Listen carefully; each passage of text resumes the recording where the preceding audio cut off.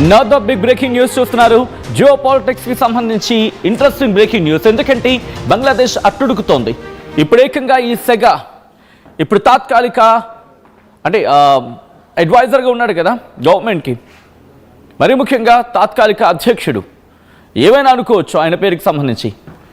Chief అడ్వైజర్గా ఉన్నాడు కదా Mohammed Younis, ఆయన ప్రభుత్వం దిగిపోవాలంటున్నారు. ఆయన ప్రభుత్వం దిగిపోవాలని చెప్పి ఆందోళనలు అక్కడ వ్యక్తం అవుతున్నాయి. బంగ్లాదేశ్లో మళ్ళీ ఉద్రిక్తతలు తారస్థాయికి చేరుకున్నాయి. తాజాగా మరో విద్యార్థి నాయకుడిపై కాల్పులు జరిపిన ఘటనతో ఒక్కసారిగా ఆ ఉద్రిక్త పరిస్థితులు నెలకొన్నాయి. బంగ్లాదేశ్ నేషనల్ సిటిజన్ పార్టీ నేత మోతలేబ్ సిగ్దార్పై కాల్పులు జరిగాయి. ఖులానా టౌన్లోని సిగ్దార్ నివాసం దగ్గర ఘటన చోటు చేసుకుంది. సిగ్దార్ తలలోకి దూసుకువెళ్లింది తూట. వెంటనే సిగ్దార్ను హాస్పిటల్కి తరలించారు అనుచరులు. విషమంగా సిగ్దార్ ఆరోగ్య పరిస్థితి ఉంది. వరుస ఘటనలతో బంగ్లాదేశ్లో టెన్షన్ వాతావరణం ఉంది.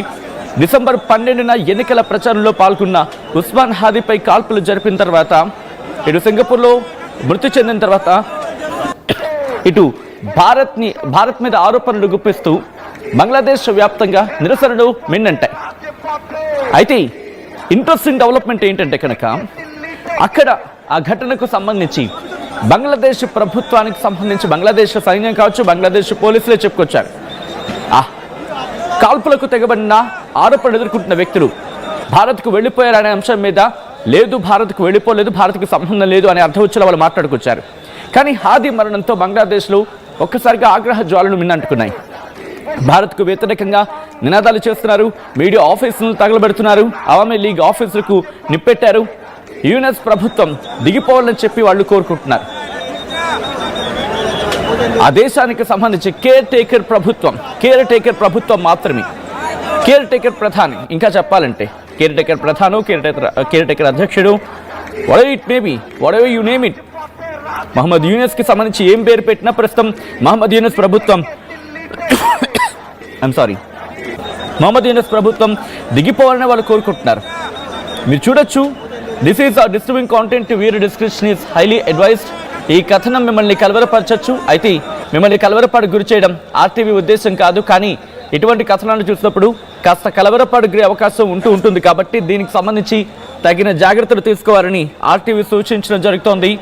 ఆ రిక్వెస్ట్ డిస్టర్బింగ్ స్ట్రిప్ ఒకవేళ ఉంటే కనుక పెట్టే ప్రయత్నం చేయండి. ఆ విజువల్స్కి సంబంధించి, ప్రొటెస్ట్కి సంబంధించి డిస్టర్బింగ్ స్ట్రిప్ ఇఫ్ పాసిబుల్.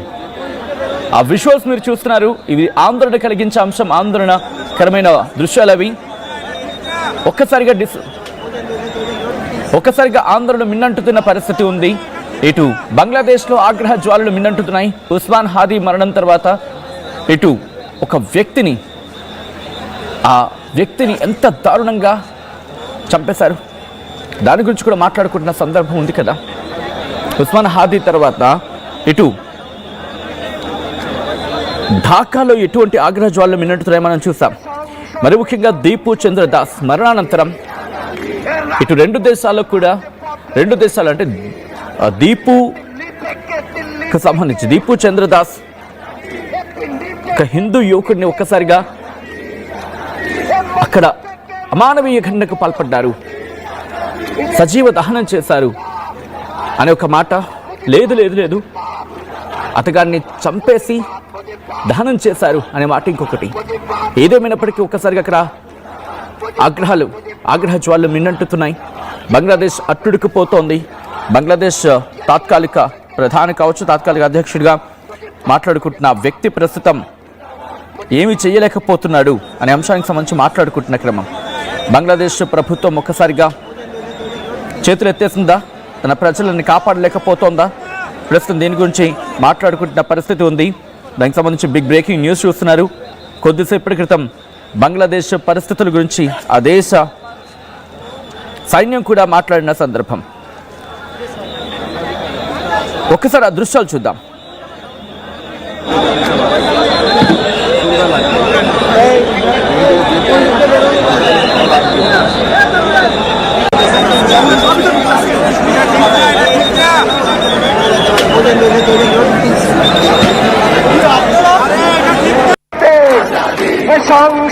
সংসদে রাজপথে দিল্লি থেকে পিন্ডি থেকে माटी फेंके ये मस्को फेंके इनकलाब इनकलाब मुझे దృశ్యాలు మీరు చూస్తున్నారు హైదరాబాద్ సంబంధించి ప్రస్తుతం ఇక్కడ కూడా ఆందోళనలు మిన్నంటున్నాయి. విశ్వ హిందూ పరిషత్ లాంటి సంస్థలు ఇక్కడ ఆందోళనను వెలుబుచ్చిన పరిస్థితి ఉంది. రెండు దేశాల్లో కూడా ఒక్కసారిగా ఉద్రిక్త పరిస్థితులు నెలకొంటున్నాయి. మరి ముఖ్యంగా బంగ్లాదేశ్ తాత్కాలిక అధ్యక్షుడు తాత్కాలిక ప్రధాన వడవి నేమి మహమ్మద్ యూనిస్ ప్రభుత్వం మీద తాత్కాలిక ప్రధానిగా మాట్లాడుకుంటున్న సందర్భమే జరిగాం. ఆయన మీద ఆగ్రహ జ్వాలలు మిన్నంటున్నాయి. ఫిబ్రవరిలో ఎన్నికలు పెట్టుకొని కనీసం ఆ దేశాన్ని కనీసం శాంతి భద్రతలు కల్పించలేకపోతున్నాడు. ఒక వ్యక్తి ఇంత దారుణంగా ఫెయిల్ అయ్యాడు అనే మాట వినిపిస్తుందంటే అర్థం చేసుకోవచ్చు.